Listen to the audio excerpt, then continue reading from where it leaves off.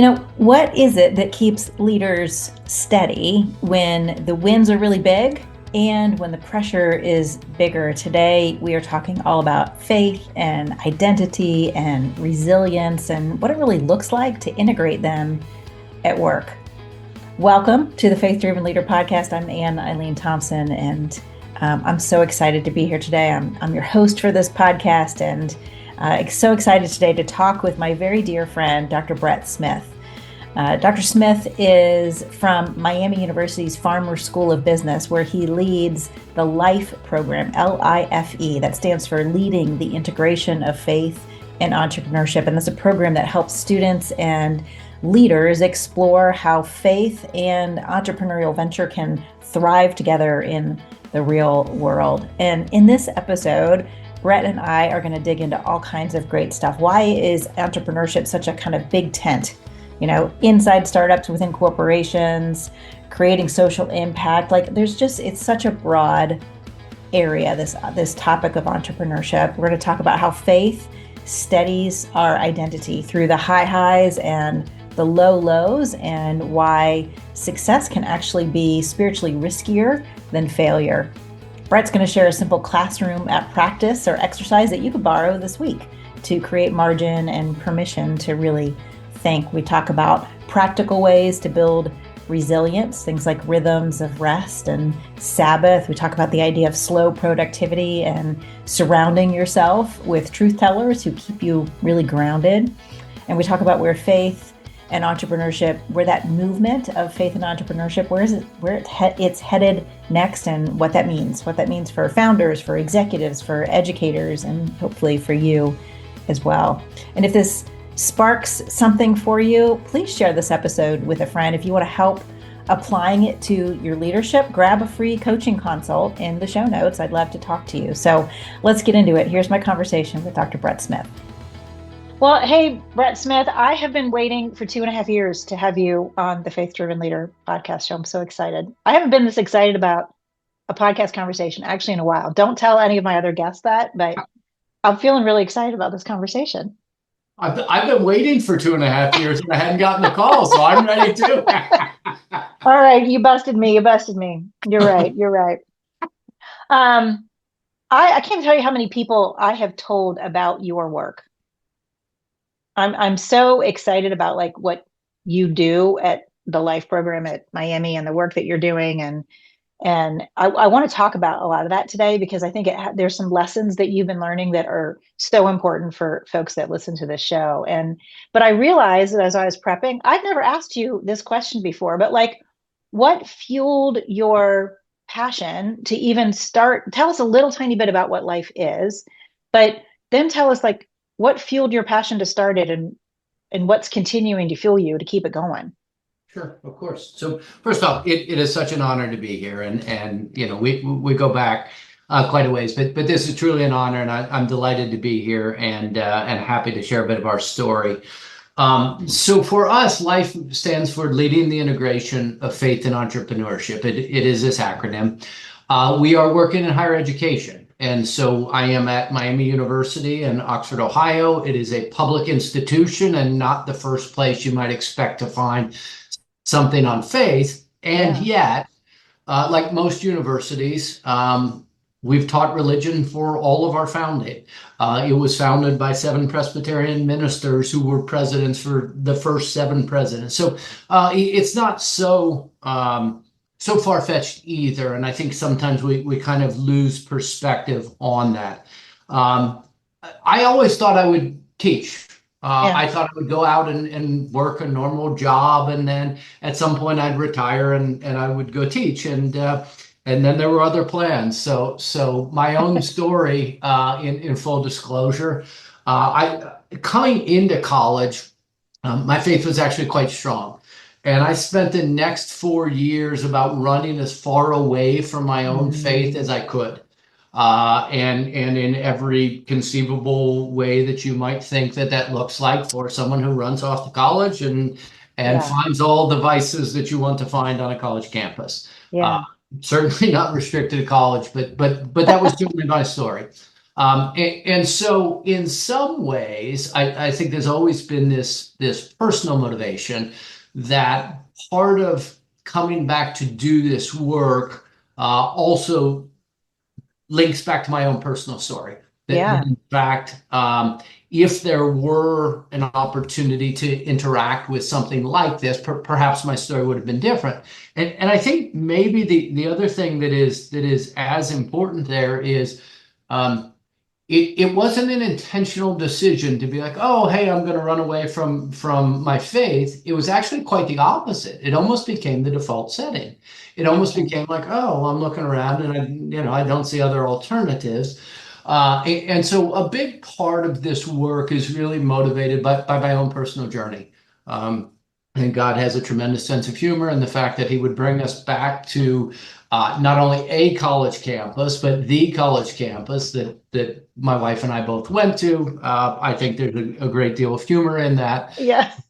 And so it really has been this work to say, how do we do this work of helping students see the potential opportunities at this intersection of faith and entrepreneurship?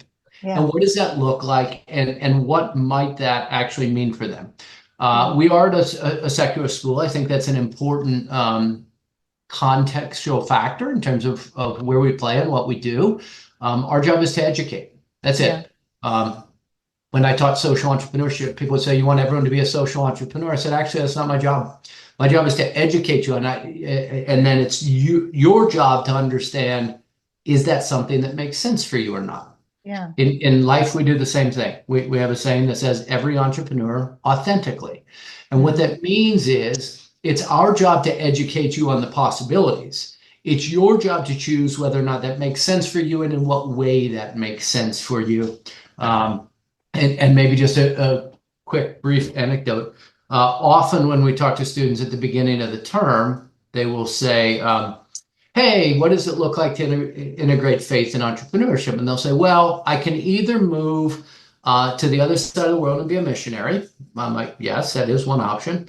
Or I can go make as much money as possible and give some of that money Give it away. to a faith-based organization. Yeah. And I'm like, great. Now we have the two endpoints. Now let's talk about everything in between. But Right. I think part of that's the issue. I think there's a limited number of mental models and examples and role models of what it might look like to do that. And I think that's part of what our work is about, is trying to provide some of those understandings of what that might look like. Yeah. Yeah. Wait, so I didn't realize kind of the backstory for you of that piece. That makes sense to me from a faith standpoint, but you could have been a faith teacher. You really built this program about faith and entrepreneurship. Where did the entrepreneurship piece? Because I know, in the work that when you and I first, I guess, re-met, since we knew each other in elementary school, amazingly, but the work I was doing in the space of entrepreneurship was right at probably in, like, I don't know, the 2010, 2011-ish, when there would seem to be this huge surge in undergraduate and graduate programs. Everybody wanted to major in entrepreneurship. Did that play a role in why you kind of chose to do this integration piece of faith and entrepreneurship, or how did that part come together? Yeah, so I think maybe there's a couple of pieces that maybe link. First off, I grew up around it. My dad was an entrepreneur, so Okay. it's not surprising. I thought at some point I would be an entrepreneur. The closest I guess I got was we owned a couple Annie Ann's franchises, which Really? themselves are a faith-based They are. organization. So Yeah. it was always nearby. It was always something that I thought I would do. But I think if you look at higher education in particular, one of the things that's unique about entrepreneurship is, yes, it is growing dramatically. But I think the second thing is, unlike many other disciplines, it actually sits across the entire university. So entrepreneurs literally will come from the College of Arts and Sciences, or they'll come from computer science, or they'll come from social work and something like social entrepreneurship or education. Yeah. And so it's this opportunity to actually interact with these people all across the campus. So, sometimes we say, arguably one of the most important contemporary forces is entrepreneurship. Yeah. Arguably one of the most important forces of all time is faith. And this opportunity to bring those two things together at this moment in time seems to be creating net new opportunities that maybe historically haven't haven't aligned in this way. Yeah. When you think about, you and I have talked about this before, but when you think of entrepreneurship, there's entrepreneurship that's like starting a company, starting a tech For company has sure. kind of been the traditional definition of entrepreneurship. But, we've seen it in so many other places. I mean, to show you can be entrepreneurial in any industry and you can be entrepreneurial at a well-established company. Is that kind of how you think about entrepreneurship, or is it mostly truly kind of the original definition of it, I guess, of starting something? Like where do you guys focus? Yeah, no, I think we have a big tent there. And sometimes people will actually use the language of like entrepreneurine. And that means you are doing entrepreneurship sort of wherever you are. Wherever So you yes, are. that Okay. might fit in social entrepreneurship. Yes, that might fit in a corporation. Yes, that might just fit in your own life in some way, shape, or form. Yeah. And so some people don't like that definition, but I think especially with undergraduate students, it makes a lot of sense that this entrepreneur thing that they're doing. Sometimes people say it's a mindset. It is, but boy, if you just think about it, it doesn't help. Like Right. Right. You got to do something more than it's think. a Yeah. mindset and it's an Yeah. action. And I think that's where this word of entrepreneuring helps Yeah. us think about, okay, what am I putting into motion? What am I doing? And yes, that can be across a wide variety of contexts. And then you say, oh, okay, and I might bring, and again, this isn't for everyone, and that's fine, but I might actually think about what does faith look like in that context. Okay, now you do have this really interesting integration going on between these two really important forces. Yeah, I love that. I love that. So, you already talked a little bit about this generation, these undergraduate students, and in the evangelical world for sure, this generation is getting a lot of attention for the energy and the kind of spirit of revival that seems to exist around them. And you're sitting right in the middle of a college where this is happening. I'm curious, as you're spending time with these guys, the twist on what I want to ask you about is a little bit more tied to what's going on in their minds when it comes to work, and Mhm. how this kind of fire that seems to be burning in them for their faith, how is that impacting how they're thinking about work? What are they thinking, and what excites you about it? And maybe, or do you have some concerns about it? Yeah, I think all of the above, right? So I think one of the things that happens, we do an exercise in class. It's kind of a silent solitude exercise, where we say literally walk in and like take your phones out, put them on the table, take your watches off, all the things, and leave. And they're like, Yeah. what? I'm like, leave, go away, don't go with anyone else, just go. We'll see you in 45 minutes. Yeah. And they come back and the lessons are almost always the same. The first lesson is, boy, that was really hard for about 5 minutes. But Mm. then all of a sudden I started to be like, oh, okay. Once I got beyond all of the things I thought I had to be doing. But almost always this lesson comes up, and I don't know if I put this on the concern side or this is just, an awareness A side, reality. Yeah. which is they will say, boy, this was such an important exercise. It really allowed me to be free. And I'm like, great. And they're like, but the real difference was you gave us permission to do this, right? Like it was during a Uh, period of time. And I said, okay, great. I said, well, who is normally not giving you permission to do this? yeah. And they pause and they're like, right, you. You're the only one that's keeping you from being able to do this, right? Right. You're the Right. one who's not giving you permission. So you can give yourself permission anytime, any Okay. day. And I think that's part of it, right? I think this generation is growing up with parents that are generally really well intentioned in trying to help their kids and help them get ahead and all the things. And they become so programmed in so many like have to do's Yeah. that it takes a little bit of undoing before they can start to think not on their own, but truly be able to have the permission to pursue the kinds of things that they want to see. So I think that's one. I think the second end is this. Religion scholar always comes in and does a little bit of talking about sort of world religions and trends. And one of the things that he says every single time, and this is true across all of time, is that no matter what, faith persists. Mm. And so no matter where you are across time and space, while it may be some ups and downs, it persists. It's Yeah. never gone away. Even in Europe, where there was supposedly this great secularization, we're actually seeing quite the opposite now. It's actually trying to come back the other Come way. back. And ironically, it's being led in many cases by this Yeah. generation of college students. And so I think that's interesting, is that there always has been this interest in faith. It ebbs and flows a little bit, but not really. It sort of never Yeah. goes away. It still helps answer some of the really profound questions. And I think for this generation in particular, it becomes this way that I now need to wrestle with this on my own. And so whatever, solutions they sort of come up with, that's okay. But just to be able to have the permission to be able to wrestle with this and to be able to think about it is actually what's really encouraging, to see them Yeah. start to be like, oh wow, I didn't know I could do that, or I didn't know you could do this, or I didn't know this company did this, or that company, I didn't know they were about faith. And this integration of faith and entrepreneurship reminds me a little bit of social entrepreneurship in the early days. When you said those two words, no one knew what it was. Yeah. And you needed an example. For whatever the reason, Tom Shoes became one of these examples that people just understood. Buy Yeah. one, get one. Okay. But I think in faith and entrepreneurship, it's the same. Absent any examples, they're not sure what this looks like beyond these two endpoint continuums. And so Yeah. I think their ability to see more examples, to see more guest speakers, to see more people that are actually doing it. And it doesn't mean, oh, they have to do it this way. It doesn't mean, Yeah. I think one of your favorite lines, it doesn't mean there's a fish symbol on our website, right? Right. It Right. just means that for any person, there's different ways they might be interested or called into doing it. Fantastic. Yeah. But I think for them to see more examples and more understandings of ways that it's actually being done. And we may talk about that in a minute, but I think the other thing that's interesting is just the growth in the movement, that this is Yes. happening at size and scale that we've never seen it before.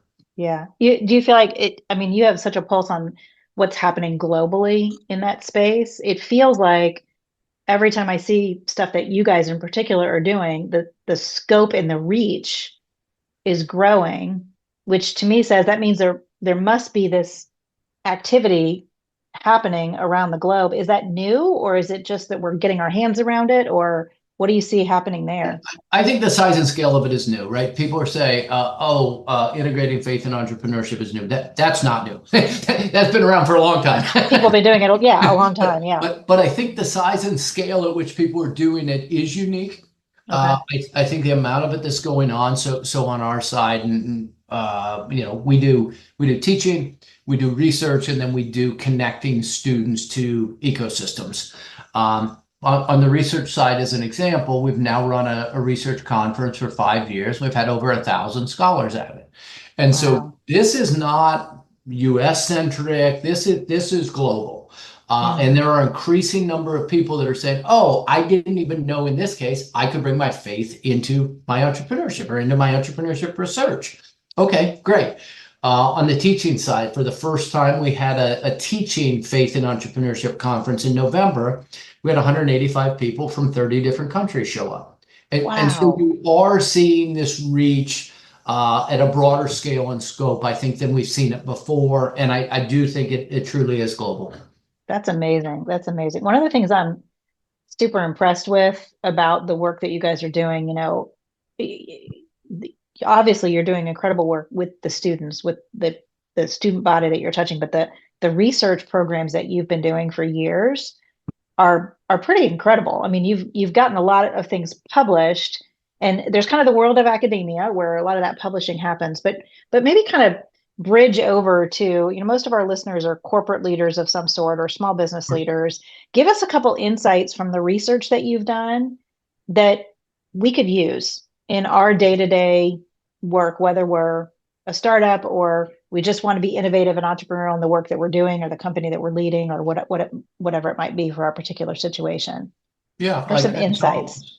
So don't speak academically is what I heard, and try and speak like a human. I got it. I can do this. You got to translate a little. Let's just talk down to us But I think Commoners. this is a relevant piece, right? We all go to plenty of conferences, and at a conference, someone will stand up and say, "Hey, here's my story," and I say, "Great, I love your story. Your story is awesome. I want to hear it." But what I actually want to do is aggregate it. I want to Okay. put one story with another story and start to see, do we have to see patterns and trends? Yeah. And in a sense, that's what research is trying to do. We're Yeah. trying to say, I love your story, but let's aggregate those stories and let's see, can we build a foundation of knowledge rather than just an anecdotal story? So Yeah. in a sense, that's what we're trying to do. One specific study that might be useful here. So we did a study on what difference does faith make when entrepreneurs or leaders go through these high highs and low lows. Everybody says we go through them. Anyone who's ever run an organization, been a corporate leader, like you know it. Like I don't need to describe it. And so the research question was just like, what difference does faith make? Like we know we go through this. The story ended up being focused on identity. So it turns out when your business goes low, so too does your identity. Yeah. Everyone nods. It also turns out when your business does really well, it's often that our identity isn't too far behind and starting to think that, oh, we actually really are pretty awesome. And so what we found in this research was that, of course, in times of lows, faith actually helped to what we would say affirm or help people out of these lows in some way. They started to understand that for them, a faith identity sort of helped counterbalance their work identity. Yeah. But the most interesting thing we saw was leader after leader, entrepreneur after entrepreneur said, but the most important thing to me was my faith identity in times of success. Yeah. And I'm like, oh, okay, like I'm all ears. Like, and they said, because absent my faith identity, and what they would say is their faith identity actually humbled them out of times of success. And absent that, they do start to believe their own press. They do start to think they're pretty awesome and they don't need to listen to other people. And all of their success is because of them. And what these people started to tell us, that their most concerning time was actually in their identity times of success, and that their faith played a really important role in sort of counterbalancing, keeping them grounded, if you will, but keeping them sort of more level-headed. And so that was a really interesting takeaway from one study where we're like, oh, that's really interesting. I think the other thing that we saw, and this isn't necessarily good or bad, but it is something to be aware of. We did a study that tried to understand what difference does faith make when someone's looking at a net new opportunity. So that could be an entrepreneur, that could be a corporate leader looking at a net new business, market, product, whatever. And it turns out when the data is unambiguous, when everyone has all the data, it's pretty easy. Faith makes almost no difference at all because the data is what the data is. Yeah. But of course, in most opportunities, we don't have all the data. We don't have all the data. Yeah. And what people of faith did is they actually filled in the blanks with their faith. And it turns out that they actually were more prone to move forward with an opportunity, even absent the data, than people where faith wasn't as important to them. And so it's not a good or bad, but it is an understanding that, at least in our study, that faith actually made you more likely to take action than not in an opportunity. And so part of the question is, okay, is that good or bad? It's neither, but it does help us understand that our bias may be for action, and it may be useful to sort of understand that kind of as we look forward. Yeah, that's interesting. So if you were running a business, Brett, how would you leverage those learnings to help you be a more effective leader? Sure. So take the first one. I think this identity times at high would be exactly that. How do you surround yourself with people that can also help you see that, hey, turns out your success had to do with a lot of things and not all of them. Not just you. You had some really smart team members. You had some really good luck. You had some really good timing. Technology happened to be happening at this one place and time. There was Tim Keller, former pastor, would always say, yeah, but I worked really hard in talking about this. He's like, yeah, but so do people on the 12th century in Tibet. But that doesn't, and his whole point was, yes, of course you worked hard, but that may not have been what led to your success. So I think part of it is, how do you surround yourself with people who can actually call you out on that sort of thing? And usually these are peers or higher. They usually can't be direct reports to you. So it either has to be someone outside of your company, it could be peers who do the same kind of work, or it has to be someone above you who can speak into, hey, there's a larger landscape here that maybe you didn't do quite as much as you thought. I think on the second one, Anna, it's really about, how do we check any of our biases? And so if faith might be this thing that makes us more confident in our decision making, it may be that we need checks and balances in that. That doesn't mean it's a bad thing. Sometimes making that decision absent full information is a really, really good thing. And other times it may be problematic. So how do we have other due diligence around us that complements that? You could even use it in personality, that like, I want to go no matter what, and I'll figure out the information later. That means I can't surround myself with other people like me, because we'll be running off the cliff together. I need to surround myself with someone that said, hey, hang on, have we thought about even like Enneagram types, right? How do you surround yourself with 4s or 5s or 6s if you're a 3 or a 7? So if you're prone to action, how do you also complement yourself with other people who maybe want to do a little more due diligence? There's a balancing act, but I think that's maybe one of the lessons. That's really interesting. So on the first one, I want to go back to the first one for a minute, Please. because I was thinking about, people talk all the time about imposter syndrome and how rampant it is, right? And I could almost take what you said and say, well, do people of faith must never struggle with that, because they're always humble appropriately. Well, actually, I guess I should say it the opposite way. How do you make sure not to fall into imposter syndrome, I guess, is more the way to ask that question. If you're trying to, it's like the balance, right? It's a tricky balance of like confidence in your identity in the Lord and what he's gifted you with and how he's wired you and all of those things, without letting it go to your head. But on the flip of that, getting to the point where you're so, I think people frankly kind of misunderstand humility. Yeah. I'm going to take the other side. I'm going to take the other side. So it seems to me that a lot of times when people struggle with imposter syndrome, it's actually not in times of highs, right? It's actually because they're not succeeding. That's fair. And so it's actually in these times of lows where they're like, oh gosh, I'm not qualified. I don't know what I'm doing. I don't even know why they gave me this position. I'm not able. I'm not whatever. And I think it's in those times actually where faith can play a really helpful role to help affirm you out of some of that, and to see, hey, just because it's not clear right now may also not be because of you, right? That's a good point. So one of the people said, I keep looking at other people and look at what they're doing. That's great, but that really doesn't have much to do with you. That has to do with them and their giftings and their opportunities. And all of a sudden to be able to think through that and be like, oh, okay, right. So I don't need to compare myself to them. I just need to be me in this situation. And faith has played an important role there in helping sort of affirm those people out of those lows. Yeah. So in other words, I kind of hear you saying, if you're starting to feel some symptoms of imposter syndrome, how do you lean into your faith? And remind yourself who God says you are, to help you weather those storms. I think in our data, that's what we've seen is that people actually lean into what we call a relational identity with God, which for us means it is received, not achieved.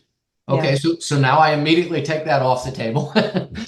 Says it is a parent-child relationship. Okay, great. So I know who I am in that situation. And it says it's much more enduring. It's much more stable. So I don't have to worry about the constant fluctuations. And so that kind of a faith identity actually does provide a lot more stability in these times of the crazy roller coasters. But in the highs, but especially in these lows when I just don't even know what I'm doing. Yeah, yeah. I'm remembering uh, seasons that you and I have been through, in my own journey. So all of those high highs and boy, some lows that were, wow, they were challenging to walk through. And you were an encouragement to me in that season. Thank you for that. I'm curious though, how has that played out for you? Like I'm sure you've had highs and lows. Tell us something about what you've learned about your own faith and how to get through those highs and lows for Sure. yourself. Yeah. So go back to the identity thing. Yeah. It's very appropriate and true for me. Do I tie myself too closely to my work? Yes, I do, very much so. I hate to admit it. I'd love to say I'm getting better. I hope we're headed in the right direction, and some moments are better than others. And yet, I think there are some habits that we can build in, some rhythms, if you will, that help with that. Right. Okay. So rest and Sabbath being a wonderful example of where one of the easiest ways to untie your identity with your work is to say, okay, I can actually set this down. Yeah. I can set it down. I can not worry about it. And a rhythm of rest and Sabbath helps you to disconnect a little bit. I think sometimes you see lots of different things. I told you at the beginning, I was just away with my wife for a few days celebrating an anniversary. It turns out while I was gone, the business kept running. It was shocking. It was Amazing. unbelievable. The smart Amazing. people could do their work without me. It's unbelievable. Right. But I think sometimes like we would never say that out loud, and yet boy, sometimes we think it. And so I think there are things like rhythms of work and rest, as an example. One of the recent books I read not so long ago was a book by Cal Newport called Slow Productivity. And his whole issue, and it comes a little bit less from a faith perspective, but his whole issue was actually do fewer things. Yep. That is really hard for a leader or entrepreneur to hear. They're like, no, no, no, I have 9 million things to do today. Right. Yeah. Pick the 2 or 3 that matter most. Do them really, really well and slow down to do them at a natural pace. Yeah. And boy, just the rhythms of your day, the rhythm of the season will be infinitely better. Again, these are all these are never like oh, go do this because we've all run into all of Oh these yeah. problems all of the time. But Yeah. but I do think they help a lot. Yeah. I know anytime that I am feeling great stress, and my wife will be the first to say like. She'll say it much more politely than that, but uh, and it will usually be like you look around, you aren't sleeping enough, you're Yeah. running too hard, you say it's just for a season, but the season ends up being the new normal. Yeah. Those are all sort of tip-offs to be like, okay, Yeah. maybe it's time for some of these other rhythms, whether it's slow productivity or rest or Sabbath, that can help you disentangle you and your self-worth from your identity or your work identity. Maybe Yeah. these are times when it allows you to see like, hey, it doesn't all depend on you. Yeah. And hopefully you have a really incredible team around you that is already doing work and contributing to this great work. And that doesn't all depend on you. So those would be 2 really classic examples for me where if I tie myself too much to my work or if I tie it too much to me, there are ways to help sort of disentangle some of that work. So this is an interesting question. Um, do you think, here's an opinion question, an op-ed question.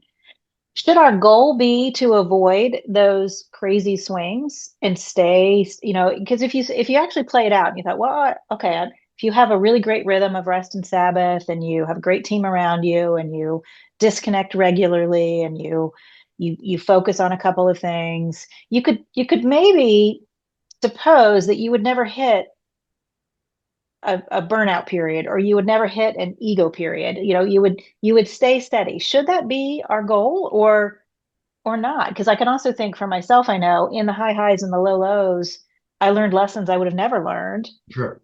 if I, I'd stayed there. I don't know. What do I you think? What should our goal be? so let me try and disentangle 2 things. I think you're going to get high highs and low lows no matter how hard you work. So No matter I how think perfect your rhythms are, you're still going to right. get them. Yeah, I yeah, think the outcomes are still yeah. going to be fluctuating. So I don't think it's as much the outcomes that you're affecting through things like rest. I think Yes. it's more the pace.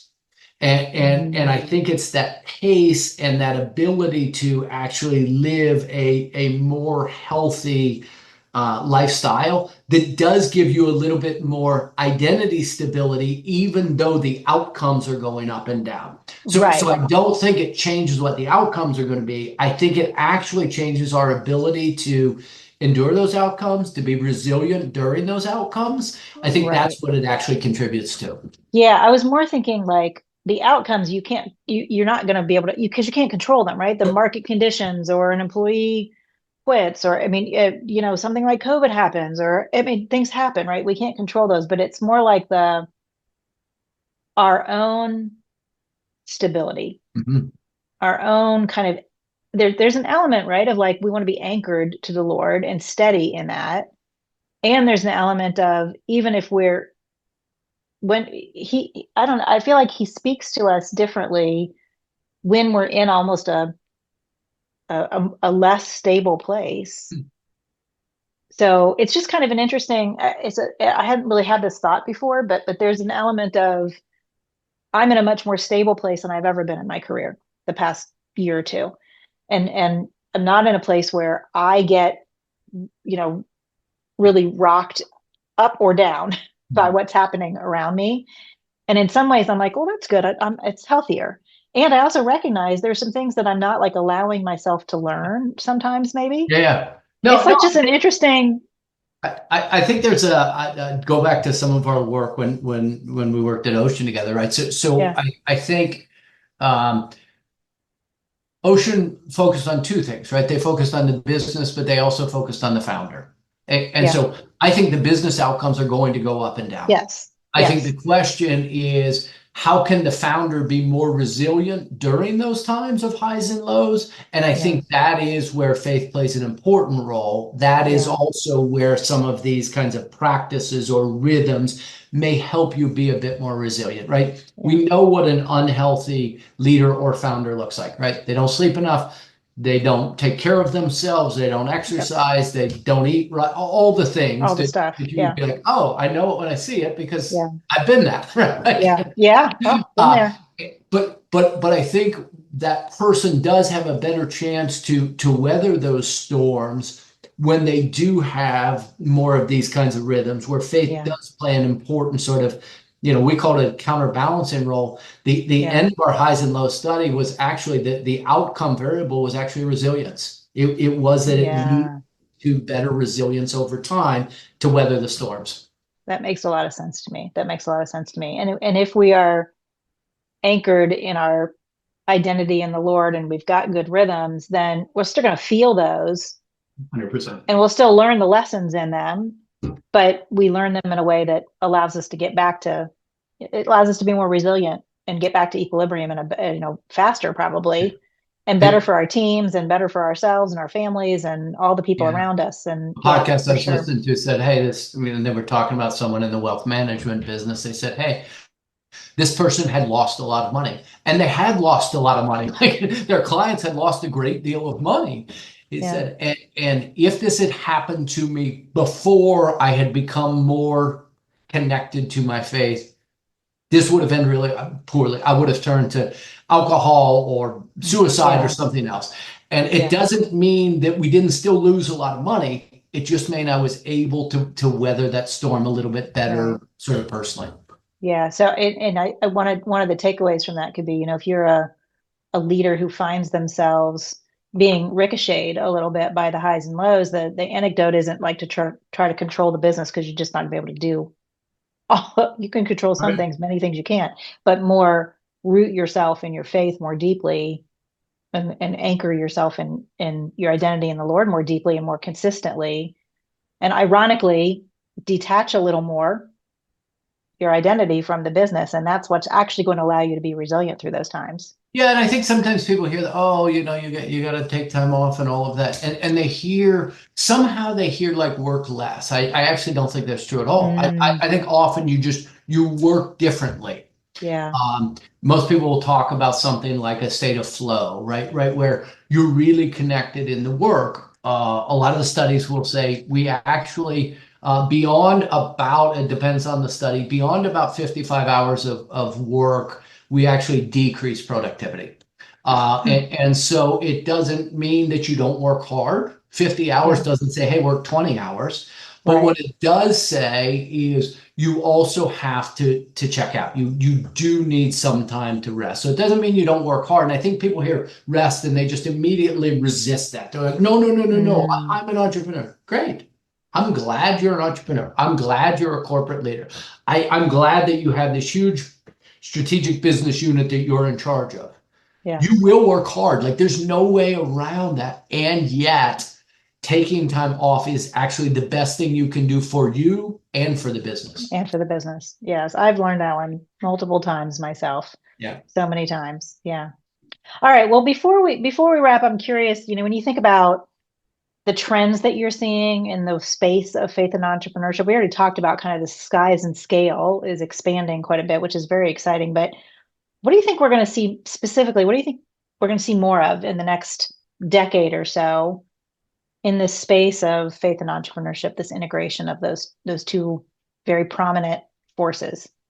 I think from what we're looking at right now, if you were to project forward, you probably just see a much greater diversity of practice, right? And so we talked about these endpoints sort of jokingly about what students think, but I think what we're seeing now, so take something like the Hallow app, a prayer and meditation app. People are like, oh, well, that's interesting. And this faith and entrepreneurship, you must mean all these small little business. No, the Hallow prayer and meditation app raised $150 million in venture capital funding.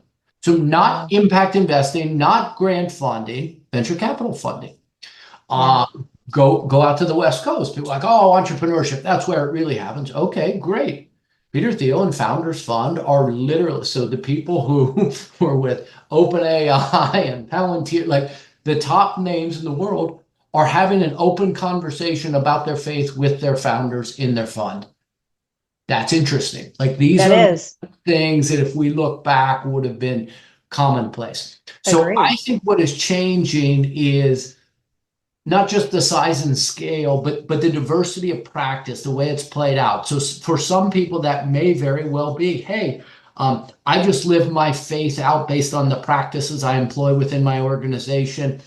People might just look at them as good business. I know where they come from for me. Great. There are other people who are much more overt about that. And Yeah. I think it's not a right and wrong. And I think this is sometimes where students or people that listen to a podcast, oh, that means I need to go more overt about my faith. Maybe, and maybe not, right? Like that's not between me and you. Between you and God, right? What's God leading you to do? Yeah. Yeah. Where do you feel called? Where do you feel gifted? Where do you feel equipped to do that? But I think what is happening is, as I said, with social entrepreneurship, we're starting to see more and more examples. Yeah. Oh, here's this Coca-Cola company that is a publicly traded company and they're overt about their faith. It's not just Chick-fil-A. Okay. Oh, now here is the Hallow app. Okay, great. And now Yeah. here's this next company. And so I think it's just growing diversity. And what is helping that is, of course, a growing number of entrepreneurs, but also a growing number of investors. So there Yeah. are increasingly investors that are stepping into this place, but people like 11 Tribes and Sovereign's Capital and plenty of other funds that are doing interesting Yeah. work in this space. There are a Yeah. number of support organizations. So this would be like the Ocean and the Praxis. You look at people like Faith Driven Entrepreneur and Faith Driven Investor. There's increasingly number of people that are bringing knowledge to bear, resources to bear, skills to bear. And so I think that's what's going to continue to change is this growing diversity, yes, in size and scale, but also in terms of complexity, in terms of different ways that people are doing this integration work. I think that's what's exciting, and that's what's happening. That's really interesting, Brett, because I kind of hear in that they're going to become more and more and more integrated, right? I mean, that because it's permeating For sure. more verticals and more inputs and outputs and all of that stuff. That's pretty exciting. I think it's just going to become much less unique. And I mean that in the most positive way, right? It's going to be more normalized that it's okay. And if we look at other areas where that's happened, like social entrepreneurship was a weird thing, corporate entrepreneurship was a weird thing until it wasn't, right? Until there was enough of it going on and there was enough different, everyone's like, social entrepreneurship, you mean a small nonprofit soup kitchen? No, I mean a gigantic for-profit organization like Tom's Shoes. Okay, that changes the equation. I think that's what we're starting to see in faith and entrepreneurship. It's becoming more normalized. It's becoming more common across industry. And so all of a sudden, you don't have to start with that. Well, let me explain to you what faith and entrepreneurship is. So when we can just have the conversation without having to explain it, I think that's when we're starting to see more progress. I think that's where we're. That's exciting. That's so exciting. Well, Brett, this has been such a fun conversation. Thank you. I'm so excited about the work that you're doing and just the impact on the next generation.